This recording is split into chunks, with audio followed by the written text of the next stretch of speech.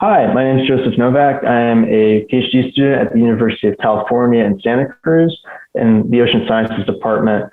I work in the Pulsar Organic Geochemistry Lab, working on my dissertation, which is focused on studying Lake Baikal in Russia.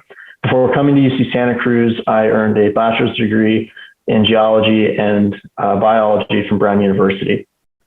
Lake Baikal is really an amazing place and unique on the planet, and that it's the oldest lake in the world. It's some 30 to 25 million years old and contains about 23% of the world's fresh water.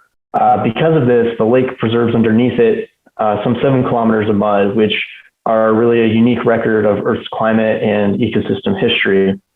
The goal of the project I'm working on now is to measure molecular fossils in that mud, which tell us things about the climate and ecosystems of the past. In particular, we're interested in wildfires that occur all throughout Siberia in the past, in hopes that we can use that data to better constrain model predictions of wildfires in the future.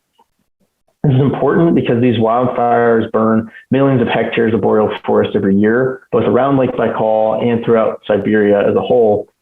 This not only directly releases large amounts of carbon into the atmosphere, but also accelerates permafrost thaw, both by the heat of the fire and also by changing the ecosystems in which that permafrost exists, generally exposing the permafrost to more sunlight and making it melt even faster, releasing even more carbon.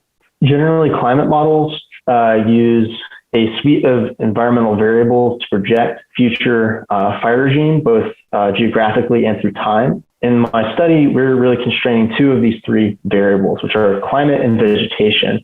We're doing that by leveraging published data and also by generating new records of these molecular fossils in this long sediment core from Lake Baikal. We're also indirectly measuring fire activity by quantifying burn products in the sediment core.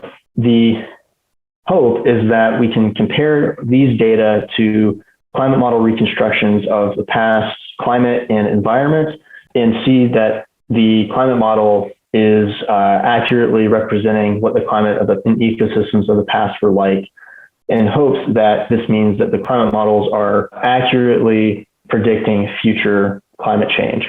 The various molecular fossils that we're measuring are fats produced either by plants or bacteria that tell us things about the climate state and environment, or are burn products released in smoke and ash from fires. These are either made directly in the lake by organisms or are transported to the lake by rivers or to the air. Unfortunately, this time I don't have any data that I can share with you because of some instrument problems in the lab, but I'm hopeful that by the time of the symposium, I'll have some data I can share. So with that, I look forward to meeting you in person, and I hope you all are having a wonderful time.